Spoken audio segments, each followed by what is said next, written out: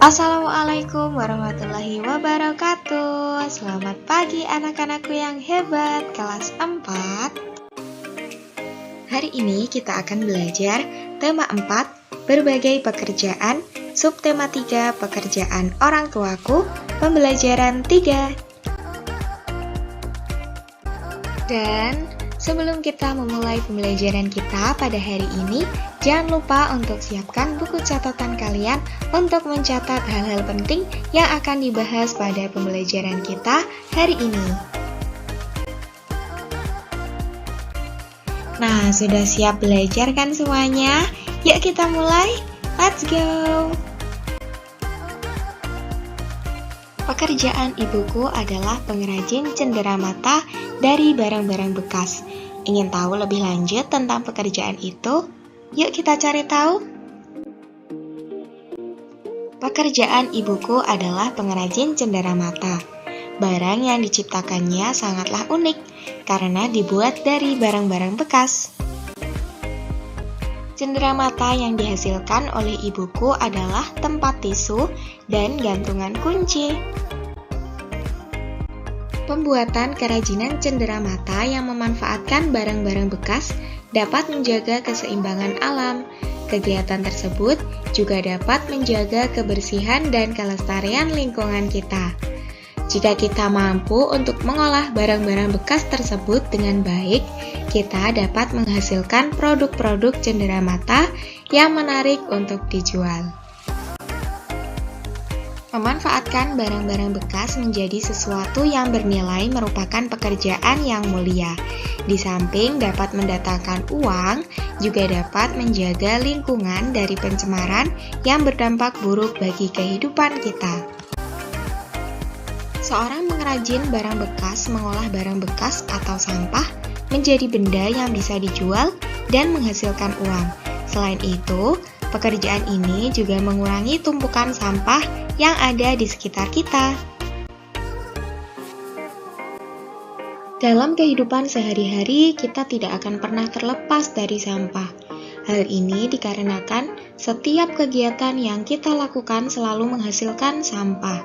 Misalnya, saat kita meminum air kemasan dari botol plastik, setelah dipakai, botol-botol tersebut akan menjadi sampah. Belum lagi kegiatan sehari-hari di rumah, seperti sisa-sisa sayur dan buah, kemasan makanan, sampah dedaunan, dan lain sebagainya. Jika sampah yang menumpuk setiap harinya tidak ditangani dengan baik, maka dapat menimbulkan berbagai masalah. Tidak hanya berdampak pada kesehatan manusia, tetapi juga kebersihan lingkungan kita. Nah, oleh sebab itu, kita harus mulai untuk menjaga kebersihan lingkungan kita supaya tidak terjadi masalah di kemudian hari. Mengolah sampah sendiri bisa kita lakukan dengan berbagai macam cara. Cara efektif untuk mengurangi sampah adalah dengan menerapkan prinsip-prinsip pengolahan sampah yang bisa kita kenal dengan 4R, yaitu reduce, reuse, replace, dan recycle. Yang pertama adalah reduce atau mengurangi, yaitu sebisa mungkin kita melakukan pengurangan barang atau bahan yang kita pergunakan. Supaya tidak menghasilkan banyak sampah, kita dapat meminimalisasi pemakaian benda-benda yang bisa menghasilkan sampah, seperti benda sekali pakai. Misalnya, saat berbelanja lebih baik membawa tas belanjaan sendiri. Dengan begitu, kita tidak perlu memakai kantong plastik. Semakin banyak kita menggunakan kemasan barang, semakin banyak sampah yang akan kita hasilkan. Yang kedua adalah reuse atau memakai kembali. Sebisa mungkin pilihlah barang-barang yang bisa dipakai kembali. Cara ini dapat dilakukan dengan membiasakan untuk tidak membuang kantong plastik. Sebaiknya, kumpulkan kantong plastik yang masih bisa dipakai supaya bisa dimanfaatkan kembali. Selain itu, kita dapat memanfaatkan kaleng bekas untuk dijadikan pot tanaman atau tempat pensil. Hindari juga pemakaian barang-barang yang disposable atau sekali pakai. Hal itu dapat memperpanjang waktu pemakaian barang sebelum ia menjadi sampah. Yang ketiga adalah replace atau mengganti. Teliti barang yang kita pakai sehari-hari. Gantilah barang-barang yang hanya bisa dipakai sekali dengan barang yang lebih tahan lama.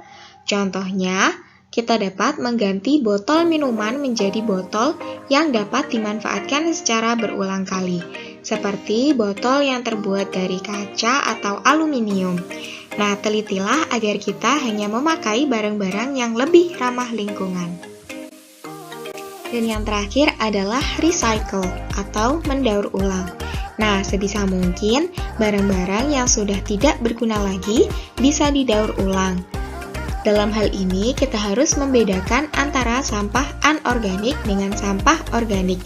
Untuk mendaur ulang sampah anorganik bisa dengan mengumpulkan barang-barang seperti botol plastik, bekas minuman, majalah, kertas bekas maupun kaleng bekas. Dan tidak semua barang bisa didaur ulang. Namun saat ini sudah banyak industri yang memanfaatkan sampah menjadi barang lain. Mengolah sampah juga termasuk kegiatan untuk melestarikan sumber daya alam, karena kita menggunakan barang-barang bekas. Nah, anak-anak, sekarang perhatikanlah lingkunganmu, dan tulislah sebanyak-banyaknya kegiatan yang bisa kamu lakukan untuk memanfaatkan sampah yang ada di sekitarmu. Dan itulah tadi pembelajaran kita pada hari ini. Jangan lupa untuk selalu menjaga kesehatan dan semangat terus belajarnya. Wassalamualaikum warahmatullahi wabarakatuh. Sampai berjumpa lagi.